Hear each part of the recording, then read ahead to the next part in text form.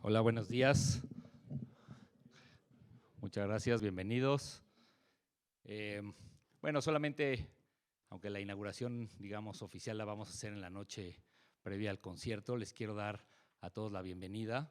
Quiero agradecerles a todos los que nos acompañan. Estamos muy emocionados, emocionadas y entusiasmados y entusiasmadas de empezar el año 19 de Visiones Sonoras.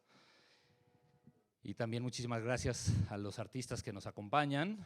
I'm just saying that we are going to have the official opening tonight before the concert, but I wanted to thank all the artists that are already here that made the effort to be with us for Visiones Sonoras. This is the 19th edition, so we are very happy to call us survivors, as I would say. Muchas gracias a todos también, entonces, por estar aquí. Muy brevemente, solamente agradecer, vamos a comenzar con las actividades.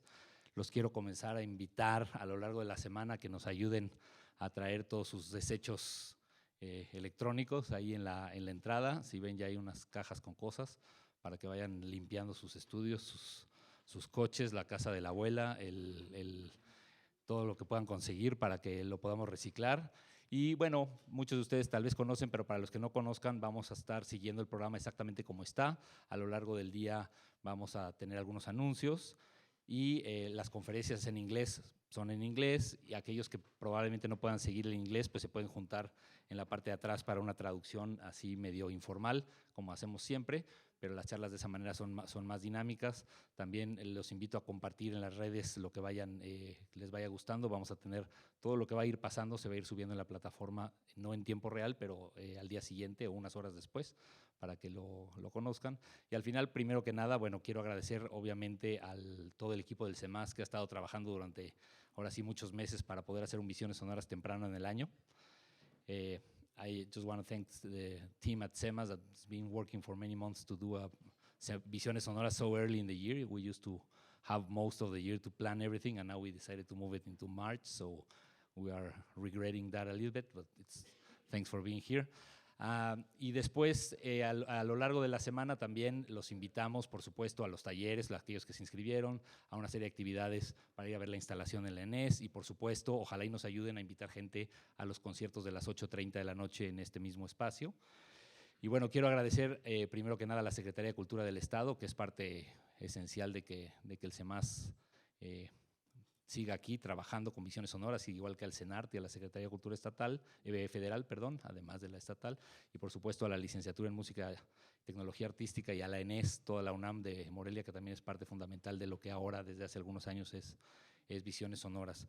En este festival en particular, tenemos una ayuda muy especial de Fundación Telefónica y también del British Council, que ha sido parte indispensable y central de todo lo que estamos tratando de hacer ahora con Visiones Sonoras, en este espacio un poco de reflexionar acerca de lo que tiene que ver con el impacto de nuestro trabajo en el cambio climático y en nuestro entorno, así que esa también es una parte muy importante, aunque por la noche espero que nos acompañe la gente del British Council aquí, seguramente estarán con nosotros, pero bueno, básicamente es contarles un poco esa historia. Gracias a todos los que están aquí, a todas las que vinieron temprano, y me parece que vamos a comenzar con las actividades para poder ir más o menos en tiempo. Los invito y las invito también a que a lo largo del día se acerquen con los artistas. Para algunos que no han estado en Visiones Sonoras, parte central de Visiones Sonoras es esta intensidad en donde todos estamos metidos aquí durante el día para conocernos, para interactuar, para intercambiar materiales, contactos, saber un poco más de lo que la gente que va a estar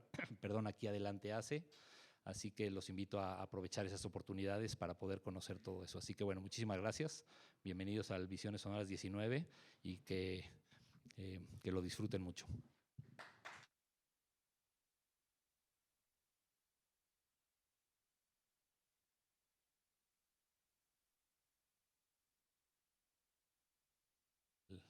Ya, vamos a empezar con la primera charla del Dr. Andrew Lewis, que ya está listo. So, Dr. Lewis, please.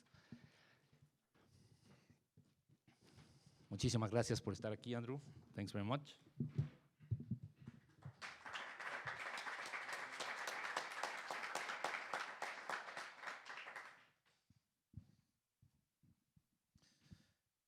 Oh, it's wonderful to be here. Thank you very much, Rodrigo, and all the people from CMAS for organising this, and to the British Council for supporting us.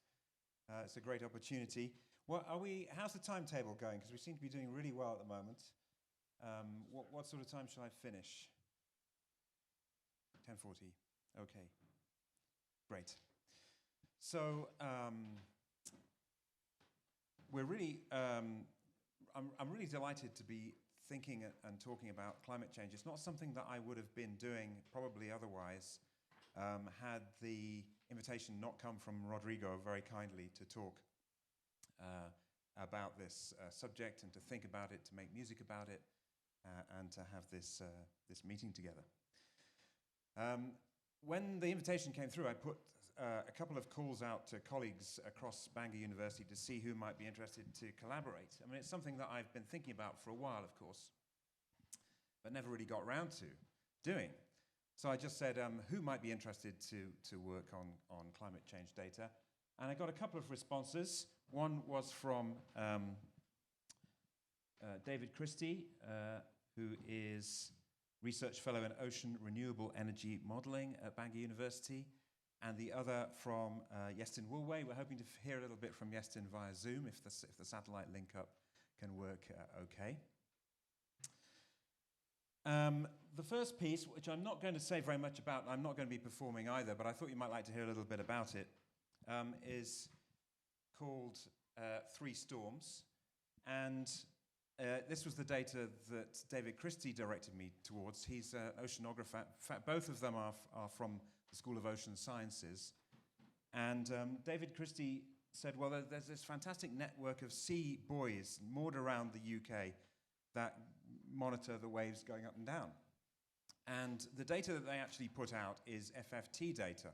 Now, if you know anything about electroacoustic music, which I'm imagining is probably almost everybody here for obvious reasons, you'll immediately realize that FFTs are something that we use a lot in electroacoustic music for processing sounds and so on. So this seemed like a really great opportunity to just take the data directly from these buoys and listen to it, moving it into range of human hearing. So this piece, Three Storms, which I did last semester, is the wave data, and this is it in visual form, from several of these buoys around the UK for the month of February 2022. And those of you who are in the UK in 2022 may remember that month, because in a single week we had 3 named storms in succession. And of course, storms increasing in frequency is one of the signature features of climate change. And so I thought it would be interesting to make a piece. Actually, the piece is the whole month's data compressed into one piece. This is just the data. I thought you might like to hear what it sounds like. It's not the music, of course. It's just the beginning, the starting point.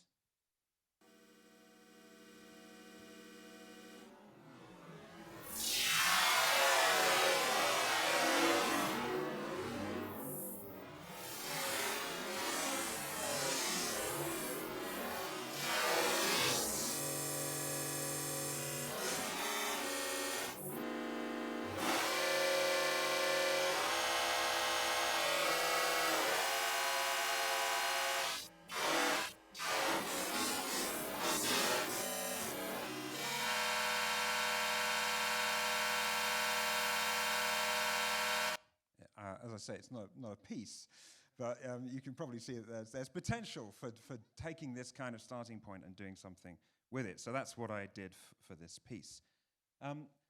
The next opportunity was to work with Iestyn on his data, and his data is from lakes. Well, it's not his data. These people have pointed me towards different data sources that are available that they are often working with and thought I might be interested in as well.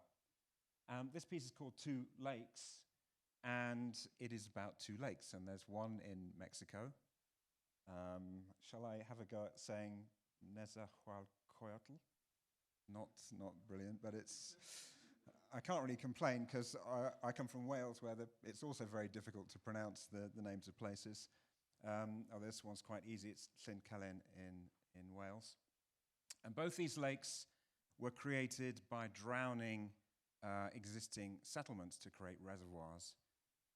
And as you can see on the left here, from time to time, when drought makes the water levels drop, the buildings reappear. And these buildings are reappearing more and more as the climate becomes more and more erratic. So I've used some data from Nezahualcoyotl and Tlingit to make the piece. Collaborating with Iestyn Woolway, my colleague Banga. So I'm going to try now to channel Iestyn from Banga. Well, actually, he's in London, but we'll see if he's there. And if he's not, I'll just talk a little bit more about things. So if you bear with me for a moment. Yes, he's there.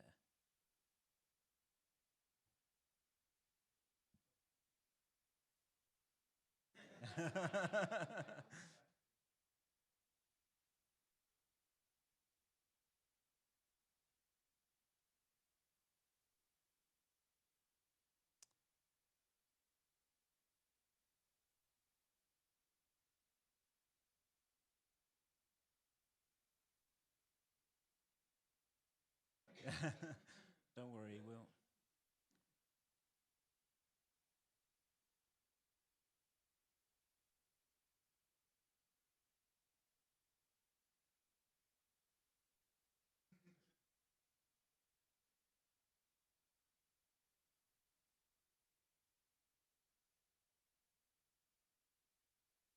Be the first screen or the second screen?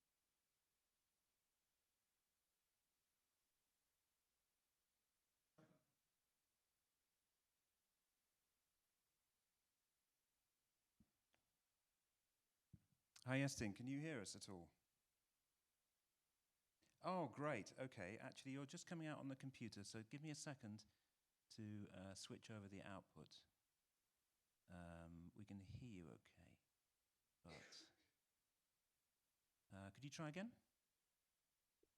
Testing, testing. Okay, great. We can hear you. Step one. Are we going to be able to see you? I can put my camera on as well, and hopefully the Wi-Fi will hold. There we are. Great. Well, thanks ever so much for I know you're in a meeting at the moment, so thanks for stepping out of that and take time to be with us. You can't see anything other than a rather alien-lit version of me, but perhaps I can reorientate the computer. Be able to see you have an audience. Oh, but I think I've done something. Can you speak again? Hi. Oh, okay. Yeah. So I'm afraid you may have missed the introduction that I was giving Iestyn, but I was just explaining a little bit about the process of how we got together, saying that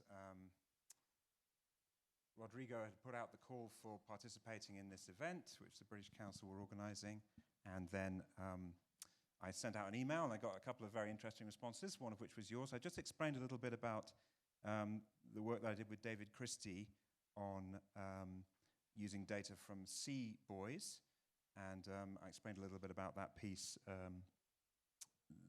Three Storms, about February 2022, when there were 3 named storms all in a single week, which I, in my limited understanding, believe is a possible signature of climate change as the weather becomes more and more extreme. And then you kindly got in touch and pointed me towards the availability of all kinds of data on lakes. And this is something that you've been doing some research on. I know you've done some musical projects on lakes in the past as well. And you kindly pointed me towards some data that's led to the composing of this piece: 2 lakes, a lake in Mexico and a lake in Wales. So that's all we've said so far. Perhaps you'd like to say 10 minutes or so just to help us to come up to speed with some of the science and some of the significance of this, because one of the aims of this meeting is to think about how music can help us to focus on what is probably one of the most important questions of our age. So over to you, Iestyn, if that's okay. So I can share my screen if that's okay, and hopefully you will be able to see it. So let me just try and share this.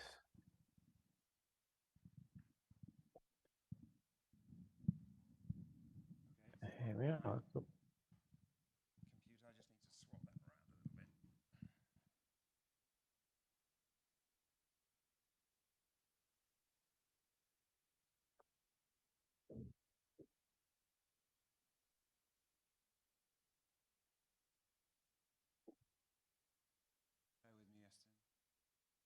No problem.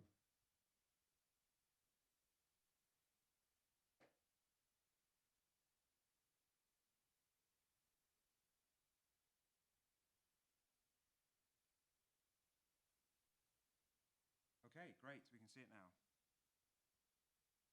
Okay, thank you.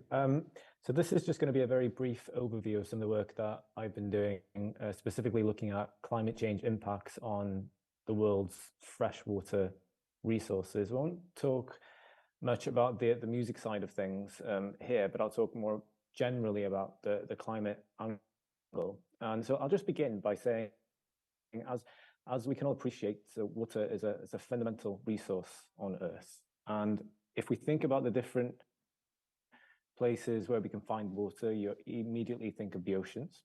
Well, for the amount of water that we can use for everyday purposes, for drinking and so on, only about 3% of the Earth's water is fresh, and only a very, very small fraction of this can be used for our everyday lives. And the remainder of that fresh water is locked up in glaciers, ice caps, or buried deep underground, for example.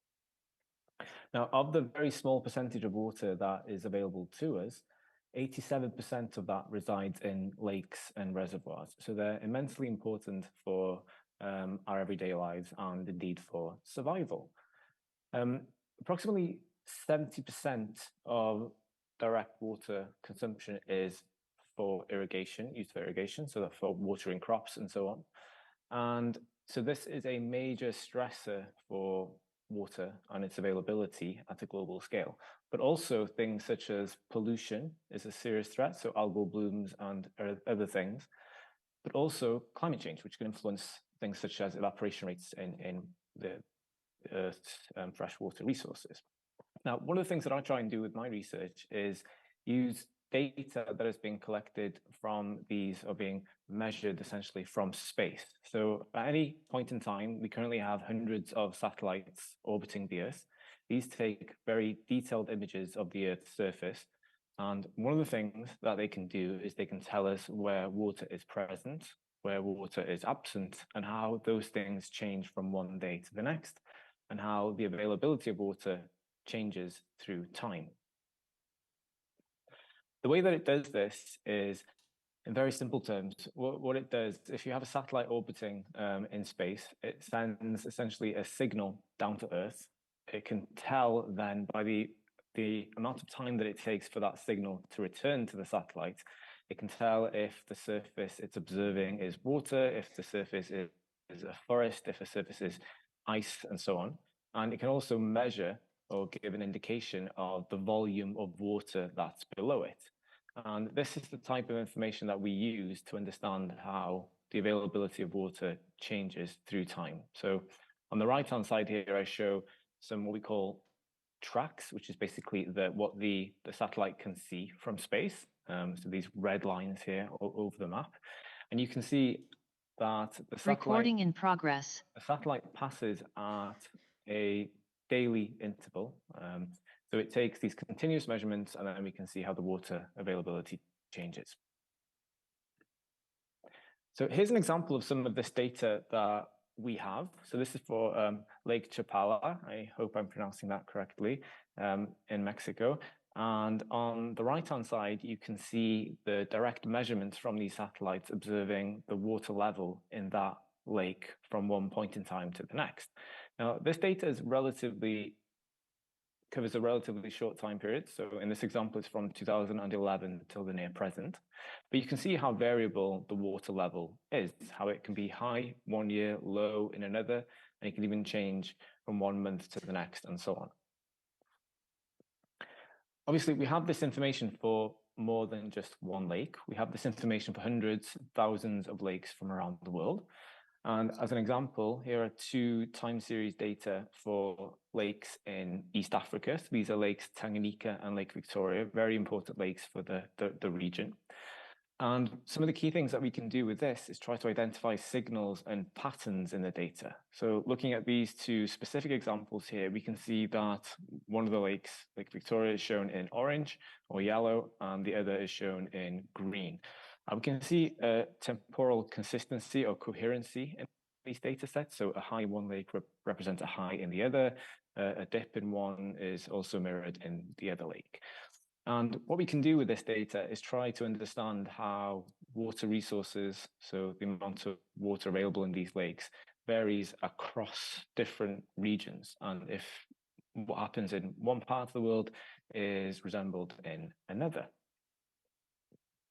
If we have long enough time series data, so that example I showed for the lake in Mexico was from 2011, but we have data going back to the 1980s, and in some cases even further back in time. We can use these very, very long pieces of information to look at how, if, for example, water was available in one lake 30, 40 years ago, is it still available there today? And one of the key examples that I can use, which shows dramatic changes in water availability, is for Lake Chad in Africa. So due to persistent droughts and water use and so on, this lake has shrunk massively in recent decades, only now being a small remnant of its former self. So you can see here the outline of what the lake used to be, the outline of the lake in this image, and the darker regions show what the lake is like today.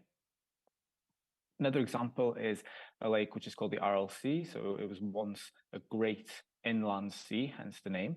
But due to irrigation, so the removal of water for human use, the lake has now decreased in size and formed separate basins, which are very high in salinity, meaning that not many aquatic organisms can live in there, and secondly, that it can't be used as a drinking water source any longer.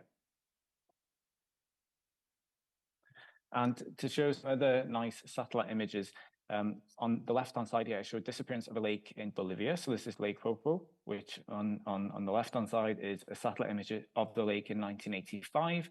And then on the right-hand side is the lake in 2020. So you can see how dramatic the water level variations can be at any 2 points in time. And these have dramatic knock-on consequences for the people that depend on those lakes or those water resources. On the right-hand side, I show satellite images of Lake Mead in the USA. So Lake Mead is also the Hoover Dam, and it feeds the city of Las Vegas. It provides water to that region. A few key things to identify in this, in the right-hand image, is one, the satellite image from 1989, which is the one on the top, and then 2019 on the bottom. So you can see two things. One is that the availability of water in that lake has decreased, but at the same time, the size of Las Vegas has doubled, if not multiplied by several factors. So the amount of people that are depending on that fresh water source are actually available to use declining volume of water through time. So the question of why water is changing and why the availability of water is changing more in some places compared to others is a very complex question. We can use the satellites to identify how things are changing, but in order to understand why, we have to do some very other sophisticated scientific analysis. And in the case of lake level or the availability of water in reservoirs and so on, it's indeed a delicate balance between the amount of water that goes in via precipitations, this is rainfall, or the amount of water that flows into the lake. This can either be through glaciers, through rivers, and so on. And it's the balance of those inputs to the amount of water that you either extract for human consumption, for human use, or the amount that's evaporated. And all of these things are closely interlinked, and they are influenced by one, environmental change, so the change that we impose on the watershed, but secondly, on climate change. So it's a much larger global picture that governs the amount of water that is available for us to use. And on the right-hand side here, without going into too much details, what I show is the contrast in water level changes in a relatively small geographical region. So this is examples from satellite data from the Tibetan Plateau, which is a high mountain region, 4,000 meters above sea level. And what each of the time series shows is that in some lakes, the water availability is going up, in others it's going down, and in others it's staying the same. And this is because of the delicate balance of these different inputs and outputs that I mentioned. And then lastly, to bring it all together, because we have these satellite images now of hundreds of thousands of lakes and reservoirs from around the world, we can start to understand which regions are experiencing more rapid changes compared to others. Obviously, I don't expect you to take in all of the various pieces of information in this figure, but what you can see is there are regions that are highlighted in red, meaning that the place is losing water, and there are regions highlighted in blue or purple, which means that those lakes and reservoirs are gaining water. So it's not a one direction of change which is experienced in our freshwater resources. So not all lakes are losing water, not all lakes are gaining water, but it's a complex pattern of global changes that we are witnessing. And with that, I will give the floor back to Andrew, and I thank you very much for listening.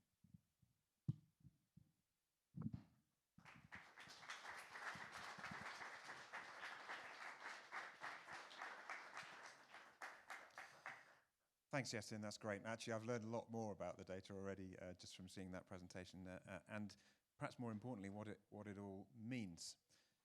So I know you're very busy at the moment. If you can stay around, please do, but if you have to go, thanks very much for joining us, and I'm going to continue a little bit now with saying a little bit about what I've done with some of this data.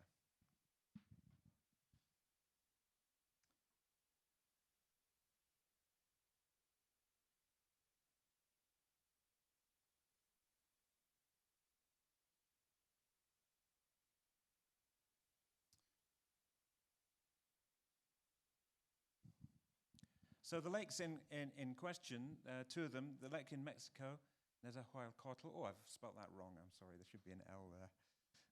Apologies. This is it, courtesy of Google Maps. It's towards the south of the country. It's a dam that was created, a reservoir that was created in the 1960s as a hydroelectric scheme, I think mainly. And completed in 1966. It flooded the town of Quechula, is that right? Which is an ancient settlement, and various buildings, of course, were flooded, but the most important and impressive one was this. It's the Temple of Santiago, or the Temple of Quechula, which was, when the reservoir was completed, completely submerged. And this is an absolutely enormous building. It's huge. As I understand it, it wasn't ever really used that much because for historical reasons. But it started to appear. I think the first appearance was in 2002, and it's been appearing with increasing frequency. It's become a bit of a tourist attraction. You can go on boat trips to visit the temple and so on. And an extreme event, which I believe may have been 2015, you could actually walk into the temple.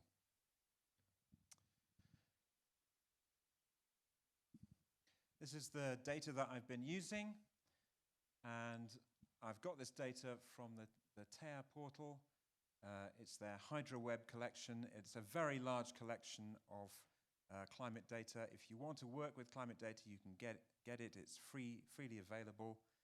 It's sponsored by the French state and the French science establishment, but it's freely available to use. And it isn't just data. This data, I mean, there's all kinds of data from all kinds of data sets from all kinds of research groups working around the globe. This is the water level. You can probably see in very basic layman's terms, it's getting lower.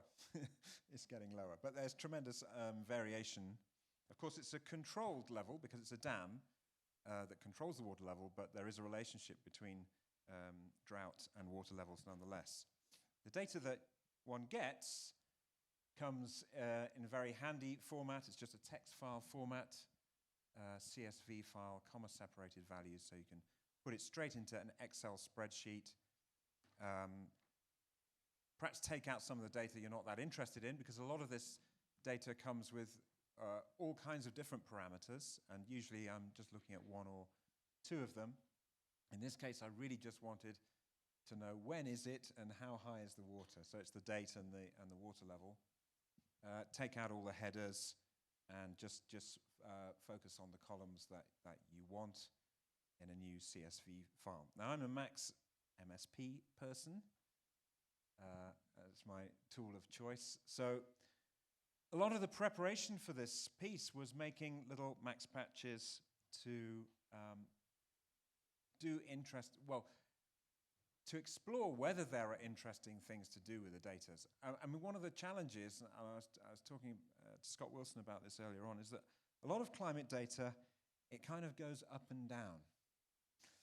And of course, if you're a scientist, it goes up and down in really interesting and meaningful ways. But one of the challenges for a composer is to try and make those meaningful patterns of up and downness as meaningful to the ear as they are to scientific analysis.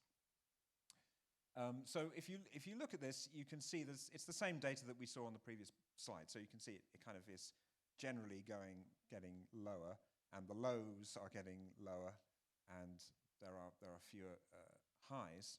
You can probably see from the patch here, if you know a little bit about Max MSP, that I've got a few things that I want to be doing and a few ways to experiment. So the idea was to take the curve that goes up and down and then do lots of different things with it to see what it sounds like. And some of the things sounded really awful, and some sounded more interesting. What I found is that actually some of the things that I think of as being a bit more subtle were actually musically more interesting to me, and actually caused me to listen more intensely to the patterns that were in the data. And then I've come to realize that this is actually quite a nice thing to do, because there's quite a powerful metaphor here, isn't there, around the science data of climate change.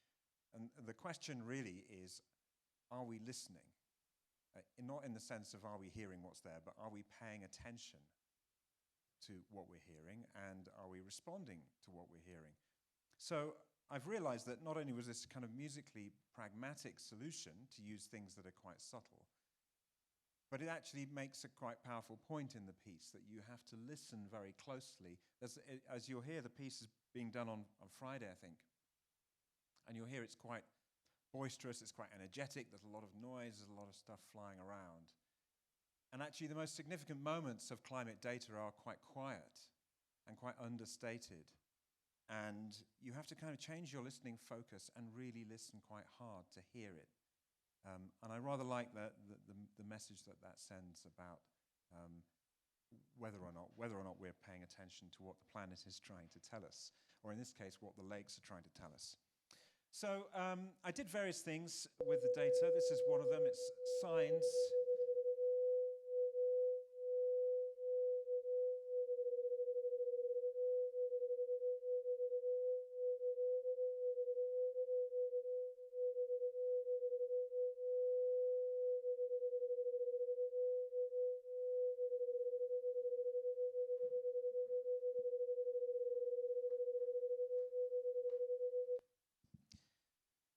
Which I thought was quite an interesting way to hear a curve. So there's a fixed sine tone, there's another one that is moving in pitch very slightly.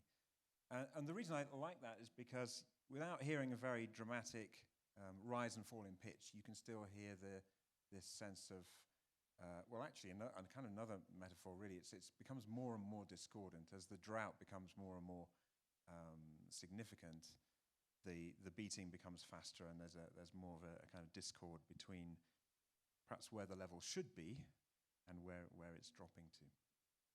Then if you're watching the dates, they are completely wrong. I'm sorry, there's a bug in this version. I've corrected it now, but when I made the video, that should be 1995 to 2021. We don't have data going back to when the lake was created in this instance. So that was one thing. And if you're able to hear the piece on Friday, you'll hear there's this moment of sudden calm where you think, well, I'm not hearing anything, and then you suddenly become aware of something that you are hearing, and it's this lake.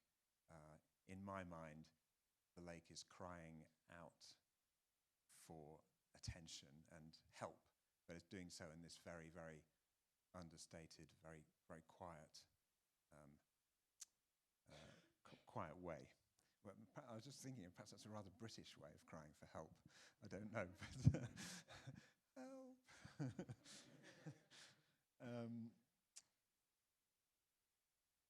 And then, but as I said, I tried a few other things.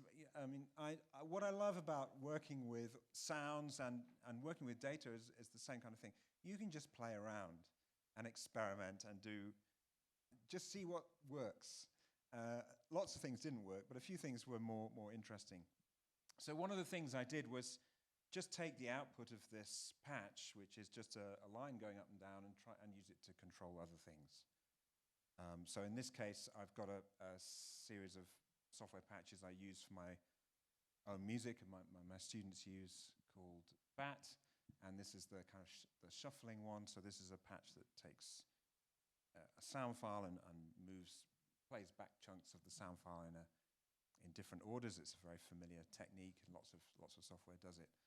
So I'm just using the lake level data to control the read point on the file, and then also the length of the grains.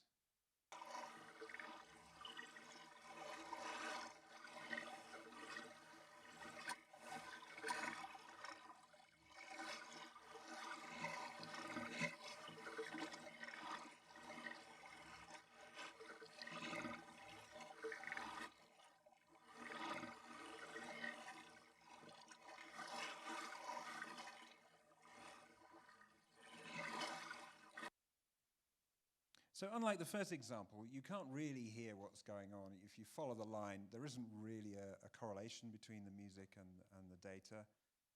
I mean, there is deeply encoded, but it obviously depends a huge amount on the sound file that you put in. So it's a very different kind of representation of the data. It's not a literal representation in any sense, but it's just to, again, have the data in the piece somehow shaping some of the material. And I suppose if you want to use the metaphor that we've been thinking of, this is data that is there, but we can't even hear it. It's doing its stuff, and if you knew what it all meant, you'd be able to pull it out. But without that understanding, no one would really be able to hear the shapes in this material. It's kind of a hidden curve, a hidden and unheard cry for help. So that was all on the Mexican lake. And then the original idea of the piece was to do all Mexico lakes. But then when I started to read about the Temple of Santiago appearing, it brought to mind this lake in Wales, which is Llyn, which was created in the 1960s as well. So it has the same kind of, it's from the same kind of era of reservoir building. It's not far from my home. I live in Bangor, just by that big island there. So it's about 40 minutes drive away, so I was able to go and do some recording. That's what it looks like, courtesy of Google Maps. This reservoir was created flooding the Welsh village of Capel Celyn, and it's a very hot political potato in Wales, even though it's a long time ago, because at the time in the 1960s, Capel Celyn, the village, was one of the few all Welsh-speaking villages in Wales. Welsh language is much more healthy now, but in the 60s it was quite under threat. And one of the problems with this creation of this reservoir wasn't just that people had to be evicted from their homes, but the water was intended for an English city. And it was done by Act of Parliament so that the Welsh authorities couldn't, although they did object, their objections were overruled because the UK Parliament was taking precedence. So there are about 77 people who were evicted and lost their homes, and this village that you can see there with the rather nice British red telephone box, is no more. Well, it is kind of still there. Actually, some of the strangest images that I've seen are of the graveyard. There's underwater imagery of the tombstones under the water, which is a rather somber note. I've just got a few frames of video from the time, just recalling the event. And every time there's a drought, the ruins of this village reappear. I think many of the homes were demolished, really, but the rubble is still there and still appears, and in particular the church as well. And every time it reappears, the old hurts reappear as well, and there's a kind of political upsurge of feeling. One of the things actually that I like about this metaphorically as well is this idea of emergence, and this is another very important thing in the piece. The idea that there is something emerging from the water when these droughts are coming. And now it's buildings, it's the Temple of Santiago, or it's the chapel at Capel Celyn. But also a problem is emerging and becoming clearer in a metaphorical sense. Again, the planet is trying to tell us something, and a crisis is emerging and becoming more visible. And it is perhaps quite telling that when these buildings emerge, what emerges is ruins and a picture of a civilization that's no longer there. And to me, it's a kind of emerging picture of a warning that is more and more frequently seen as these levels drop, that civilizations don't last forever. And how about this one? And again, what are we doing about it? So this is the data. We don't have satellite data for Capel Celyn. We've got lots of satellite data, as Iestyn was saying, for different lakes around the world.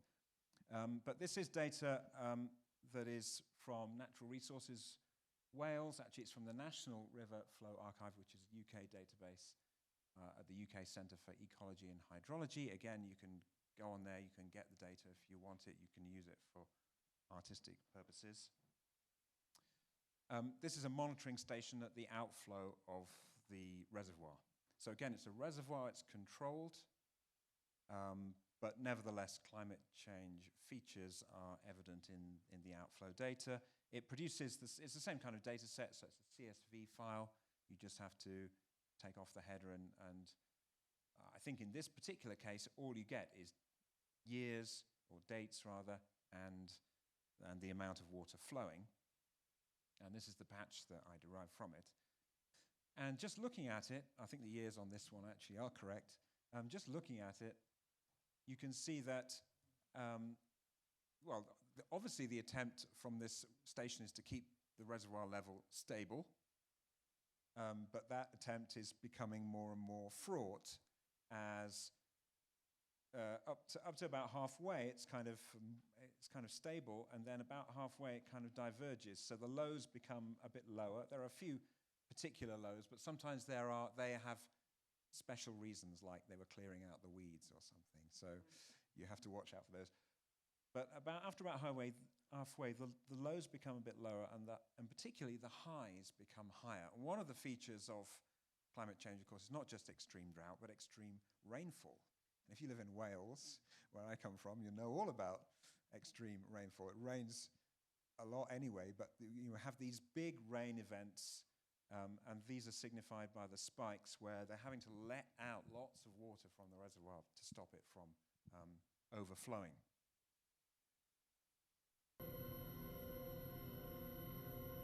So this is a stable sound, and then I'm just modulating the amplitude.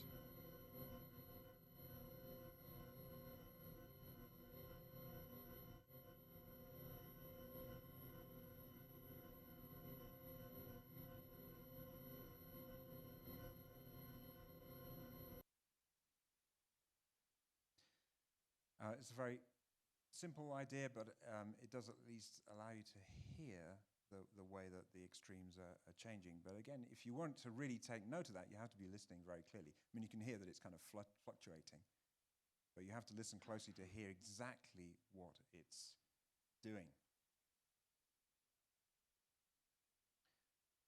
And one of the ways that I've used this data in the piece, and I think it's actually with that particular kind of sound, and you'll hear this at one point in the piece. I'm not going to play the piece now, of course, but it is in the concert on Friday, is to use this idea of emergence. And to, in this kind of example, I'm in my mind anyway, the data is the structures that are emerging, that are like the structures that emerge when the lake levels fall. So in the piece, you hear the stability of the lake's surface, if you like, and then the data starts to emerge gradually as a short period of time goes on, and the spikes become more and more evident. So that's just a couple of quick examples really from the piece. I hope you're able to hear it on Friday. And it's all really drawing me particularly to this question of are we listening? I've certainly learned a great deal by doing this and by working on this data. And again, big thanks to Rodrigo for suggesting the idea and to the British Council for sponsoring it, because it really has opened my mind to not just creatively, but also a bit more to the problems of climate change, and draw me closer to this question: are we listening? I'm a big fan of listening. I spend my time trying to get people to listen to things. But I've really been thinking throughout composing these pieces about this perhaps more important, or at least related question. Am I listening to what the planet is saying? Are we listening? And I hope that in some ways this piece and the other work that colleagues are doing, which we're going to be hearing about during this week, and actually this whole festival, is going to be part of helping us as a society to listen a bit more closely to what the planet is trying to tell us, and not just listen, of course, but to respond to what we're listening. But thank you to you for listening.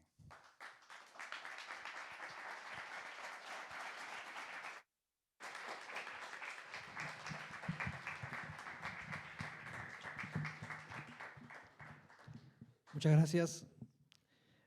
Do you have any questions? ¿Alguna pregunta? Podemos hacer alguna. ¿No?